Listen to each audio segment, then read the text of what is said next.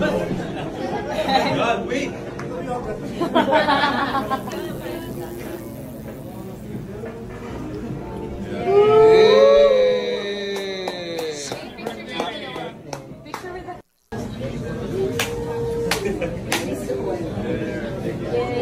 One more.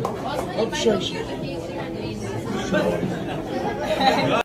Welcome back mga kaaldab.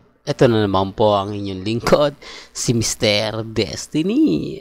At magbibigay na naman po tayo ng pinakamainit na update po ngayon sa social media. Pasintabi na lang po sa mga ayaw po ng mga ganitong update. Gusto ko lang naman po na maging updated po kayo.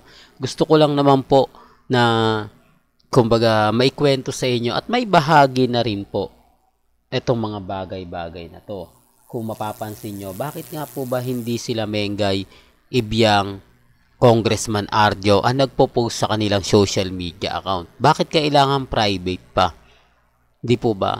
At bakit bro, samantalang hindi naman po lalaki yung bumabati kay Congressman? Sabi ko nga po sa inyo, may mga bagay-bagay na sa boses pa lang madali nyo nang malalaman. Sa boses pa lang madali nyo nang magegets kung sino nga po ba siya. Sabi ko nga po sa inyo, dito lang naman po sa channel ni Mr. Destiny, 101% updated po kayo. Di po ba? Ebidensya at resibo itong mga kumakalat ngayon na sinasabing masaya daw si Mengay, kasama nga po raw ito. Di po ba? Tapos may mga bagay-bagay na hati po yung opinion ng mga netizen. Sabi ko nga po sa inyo, dapat nga po si Mengay yung nagpo-post nito sa kanyang Instagram, sa Twitter, sa Facebook. Di po ba? Pero hindi naman Apektado sila kasi nga po may mga bagay-bagay na ganito ganyan, etc. etc. Ang problema lang po mga kaaldab, maging updated kayo. Sabi ko nga dito sa channel ni Mr. Destiny, lahat po ng mga gusto nyo pong malaman, pabor man o hindi, kailangan updated din po kayo.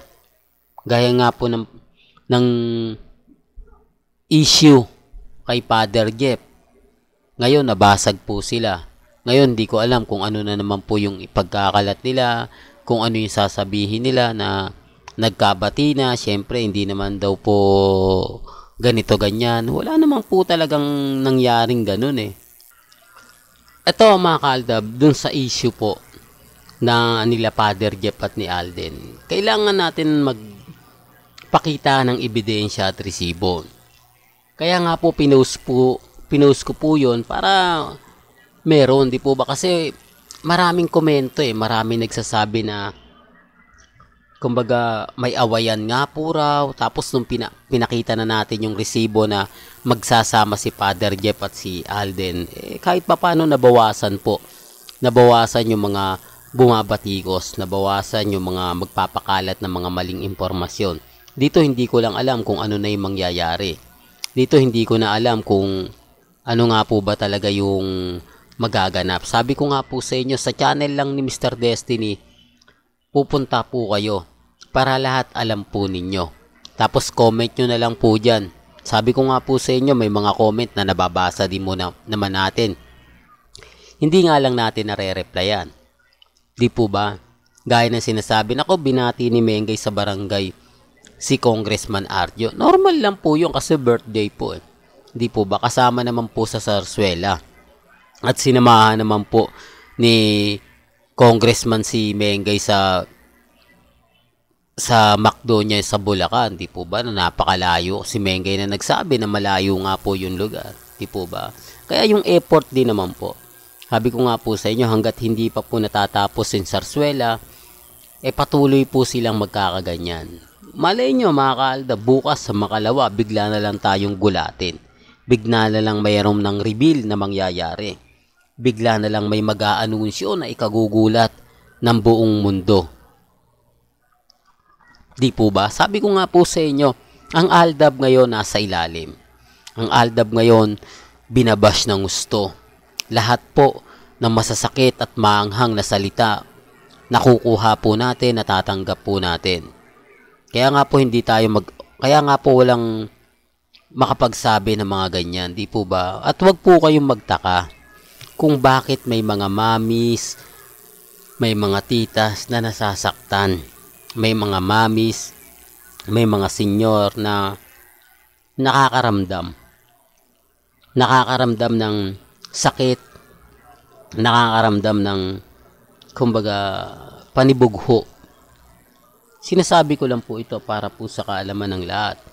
Lalo na nga po sa mga taong dumadaan at bumibisita sa channel natin. Ako naman po, pagdating sa mga bagay na ganyan, hindi naman po tayo nagpapadala. Hindi naman po tayo magpapatalo dahil tayo pa rin po yung wagi. Tayo pa rin po yung panalo.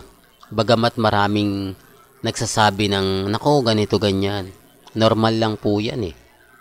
Ang sa akin po, kung ano lang yung mga sinasabi nila, kung ano lang po yung mga pahayag nila, dun lang po tayo.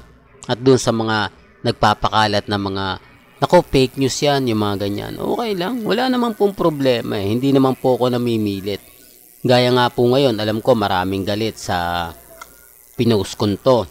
Alam ko maraming magre-react. Sana Mr. Destiny, hindi mo na yan pinapakita. Para lang klaro, bakit kailangan sa private account ito lumabas? Bakit hindi mismo si Mengay yung mag-post nito? Bakit hindi po mismo si Ibiang? Di po ba? Bagamat marami mga agam-agam ngayon sa social media, tapos sabay-sabay pa po kay Ogie Diaz, di po ba binabanatan talaga tayo? Bukas sa makalawa si Christopher Min yan. Babanatan niya Aldab. Kasi hindi naman siya makaporma ngayon sa mga main fanatics dahil binasya. Biruin nyo nga naman yung sinabi niya. Medyo masakit at may punto siya. Kung bakit nga po ba galit na galit siya at may sama siya ng loob kay Main Mendoza. Sabi nga po niya, mabuti na lang sinaksak siya. Di po ba? Medyo nararamdaman, kumbaga parang isang sakitan lang at may gamot. Yung sinabi pala ni Mengay, walang gamot. Kaya pala nagkaroon ng issue. Kaya pala ni minsan, hindi nilalapitan ni Ibiang o ni Christopher Min si Mengay. O di kaya may sama ng loob. Di po ba? Hindi naman po talaga ganun eh. Masama lang ang loob ni Christopher Min nung gusto niyang interviewin si Mengay tapos binasag siya. Hindi pumayag si Mengay magpa-interview sa kanya.